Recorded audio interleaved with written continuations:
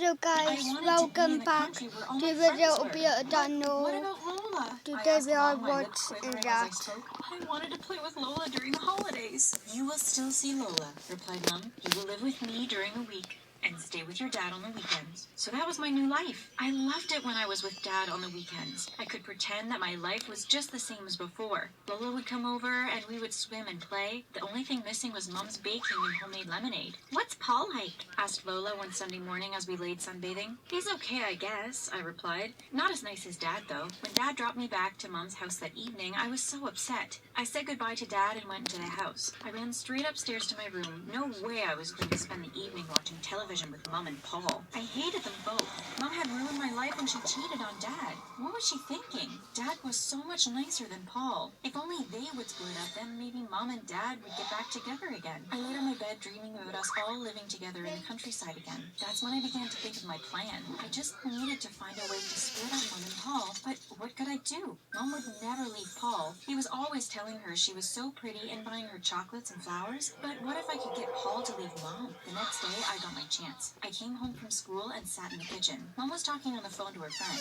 Okay, see you at 7 o'clock, she said, putting down the phone. I'm meeting Helen for dinner tonight at the Italian restaurant, said Mom. There is some chicken left from last night. Can you get yourself your dinner, please? Okay, I replied. That's how I spoke to Mom now. I did my best to avoid her, and when I did have to speak to her, I just said as little as possible. I knew I was trying to punish her for cheating on Dad, but Mom didn't let it bother her. She probably only cared about Paul anyway. Mom left the house at about 6:45.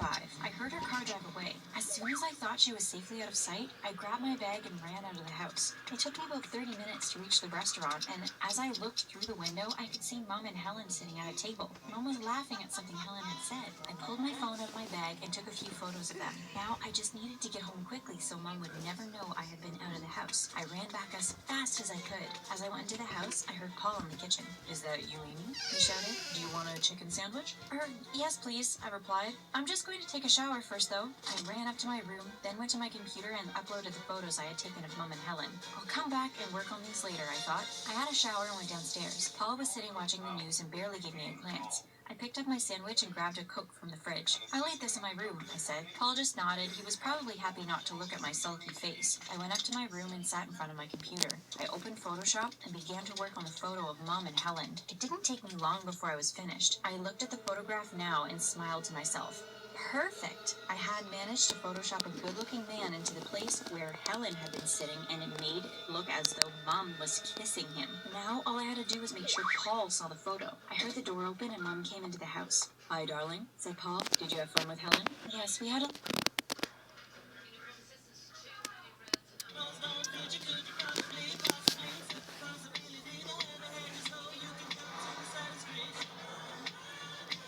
Why does it remote?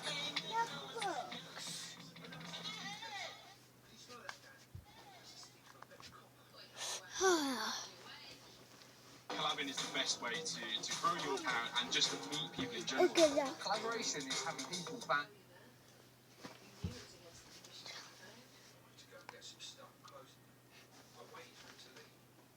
We had a lovely time, said Mom. We're planning to meet up again next week. The next morning, I woke up really early. I had set my alarm because I needed to get up before Mom and Paul woke up. I ran downstairs and looked around the kitchen for Paul's car keys. Eventually, I saw them on the table. I grabbed them and went out to the car. I put the photo on the passenger seat and locked the car door. I rushed back inside and put the keys back where I had found them. I could hear Mom's alarm clock ringing. I jumped back into bed and pretended I was asleep. I heard Paul shout goodbye as he left to go to work. I smiled at myself. I wonder how long it would be before he saw the photograph. Well, I didn't have to wait very long to find out. I went downstairs and saw Mom sitting at the kitchen table. She was holding her phone and crying. As I walked into the kitchen, she looked up at me and sobbed. Paul is finished with me. He thinks I've been cheating on him. I would never do that. Why would he think that? When I saw my mom crying, I couldn't help but feel sorry for her. It's all because of me, I finally told her. I admitted to photoshopping the photo of her and Helen. Why would you do that? Asked Mom. Why would you try to ruin my relationship? Because you cheated on Dad, I said. He's a good, kind man and you betrayed him.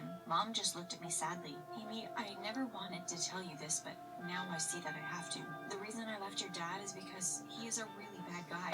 He's the head of the mafia. I looked at Mom in shock. What was she talking about? No, he isn't. He owns an orphanage and does so much for everyone, I shouted. The orphanage is just a cover for all his illegal activities, said Mom. No, it isn't, I have the evidence, said Mom. Paul was the one who saved me from a terrible marriage. He showed me the proof that your dad is a criminal and a really bad guy. I ran out of the kitchen and up to my room. It couldn't be true. My dad would never be involved in anything illegal. He was an honest man who did everything for everyone. I decided I was going to do my own investigation. I would never believe it unless I saw the proof myself. The first thing I needed to do was to follow Dad to see what he got up to. The next day was Friday, and Dad came to pick me up for the weekend. As we drove to Dad's house, we chatted, and Dad told me that he had to work on Saturday. Will you be okay while I'm at the orphanage? He asked. Of course, Dad, I said, smiling. This was my chance. I was going to follow Dad and see if he really went to the orphanage or if he was doing something illegal. The next morning, we had breakfast together before Dad set off to work. You can invite Lola over to keep your company if you like, he said. Yeah, maybe later, I replied. I've got some work to do anyway. The orphanage was only 10 minutes from Dad's house. Dad always rode his bicycle there. He said that it was good exercise for him and good for the environment too.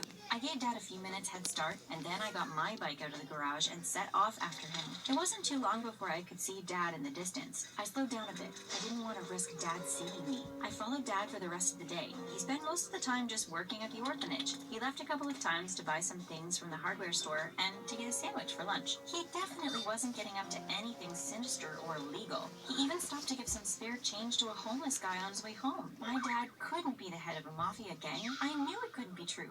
But that evening, as I sat in my room, I couldn't help some feelings of doubt creeping into my mind. I switched on my computer and spent the next couple of hours scouring the internet. I was looking for anything I could find that could possibly incriminate Dad, but there wasn't anything.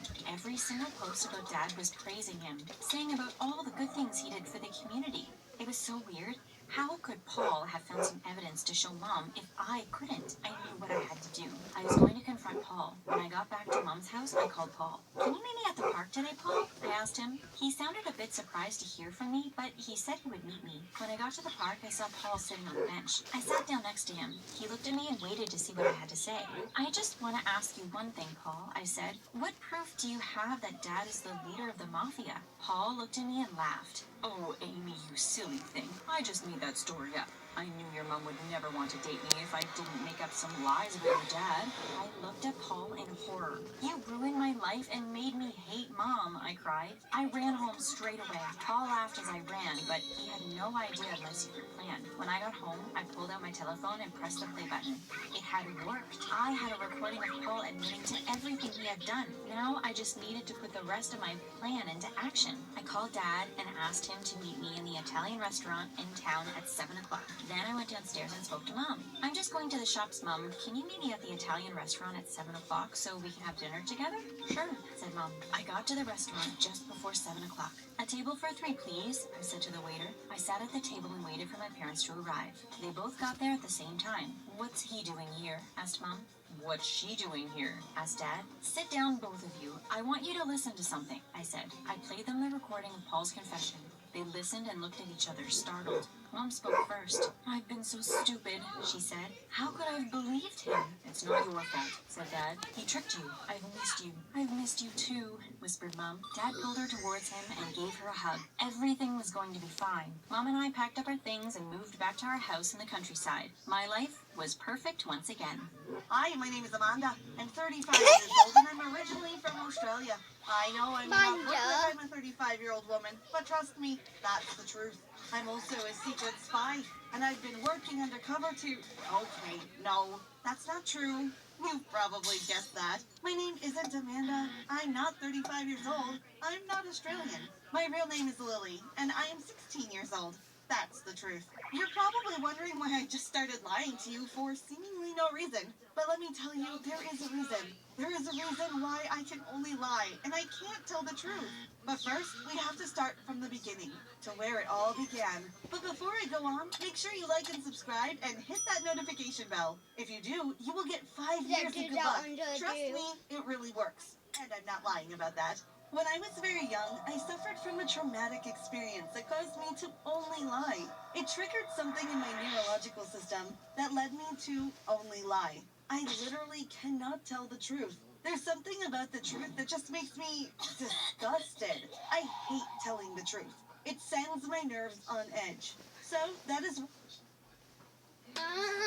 Discover Dentalife's advanced natural cleaning action. Like these owners, clean your dog's teeth daily with Dentalife treats. it up.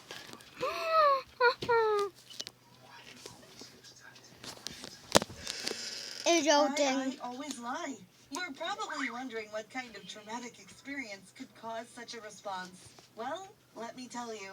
When I was 8 years old, my parents sold me off to a child trafficking ring. I don't know why they did it. I don't know why they would sell their own daughter, but they did. And I developed trust issues and damages to my mental health because of that. I felt like everyone was lying to me, especially since my parents had. And after that, I always tended to tell lies. We went to the park, and I was so excited because my parents and I rarely hung out. This time we were finally going to have a nice day out. They took me over to the lake in a quiet part of the park, and they gave me an ice cream. I was licking the ice cream, enjoying it while ducks drifted across the lake, when suddenly someone grabbed me from behind. I kicked and screamed and called for my parents, but they did nothing. They just watched as the man grabbed me. I saw the man hand over a briefcase, and my parents opened it to reveal stacks and stacks of cash. Then my parents glanced at me and looked away. And that was the last time I ever saw them, right as they were selling me off to child traffickers. After that, the man took me to a van and locked me in the back. I was so young and I had no idea what to do, but I just started screaming and screaming. The man yelled at me to quit screaming, and then I heard someone else start to shout. There was a tiny window in the back of the van, and I looked through it. It was a policewoman. I felt my heart leap with joy. "Help me!" I yelled. The policewoman spotted me, and she immediately called backup. And by the end of the day, I was safe, and the man was arrested. Meanwhile, my parents had escaped to who knew where. When I told the police what had happened, they almost couldn't believe that my own parents would sell me. I couldn't believe it either. I was put into foster care. Ever since that moment, something changed in my head. I closed off from my surroundings. I went back into my shell. I trusted no one. I was never adopted by a family because I just wasn't a friendly girl, and I told lies all the time. About little things, too. Sometimes I would tell my foster family that I had seen a squirrel in the tree when I hadn't seen anything. Other times I would lie about bigger things, like saying that I was lactose intolerant when I wasn't at all. No one could understand why I kept lying. I lied and lied and lied, and there was no reason for it. But then one of my foster parents called a therapist to take a look at me, and eventually they figured out why I kept lying all the time. It was because of my parents. As I've already explained it to you, it was because of the selling incident. The therapist tried to treat me to help me overcome my mental illness, but it didn't work. I just kept lying. I thought I would never be adopted by a family.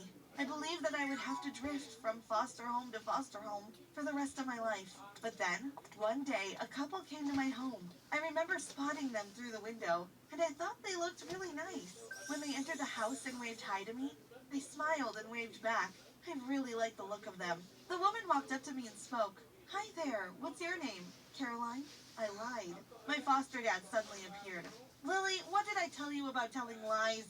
he said. Then he looked apologetically to the couple. "Sorry about that. Her real name is Lily." "Hi, Lily," said the woman. After that, we got chatting, and I immediately liked them. They were so funny, and they didn't seem to mind my habit of lying. They visited for about 2 hours, and then by the end of it, they asked me a question that would change my life forever. "Lily, do you want to live with us as a family?" they asked. My heart swelled with excitement. "Yes," I thought. But then, before I could stop myself, a lie came out of my mouth. "No," I said.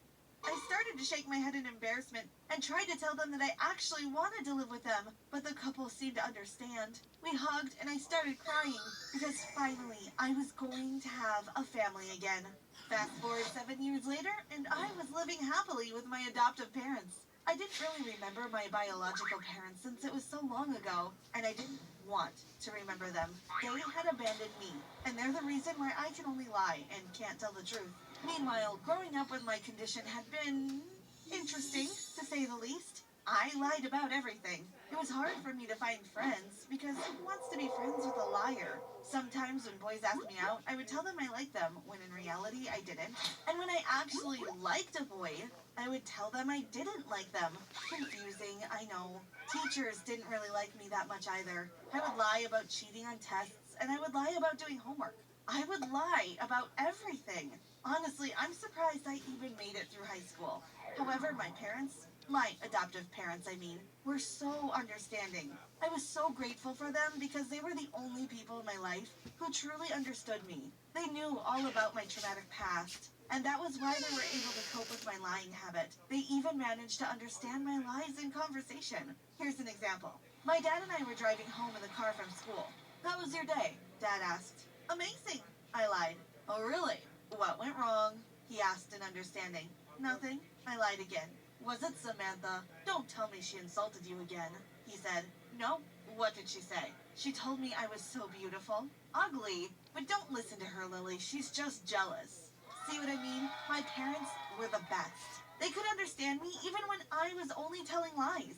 Things were running smoothly. It seemed that maybe I could have a nice life. But then something happened that turned my world upside down. It was a Sunday night. I was asleep in my bedroom. Suddenly, I woke up, and I sat up in my bed. Everything was quiet. I was about to go back to sleep when the window opened up, and 2 people climbed in. I was about to scream, but one of them quickly covered my mouth, and my scream came out muffled. I couldn't see them clearly in the dark, but one of them turned the light on, and I was shocked to see my biological parents. "What are you doing here?" Can you move I that off asked in there, shock. please? Come on, It was mate. my dad who had his hands on my mouth. Move that off there because that's going to fall. Get the pillows back to the bed.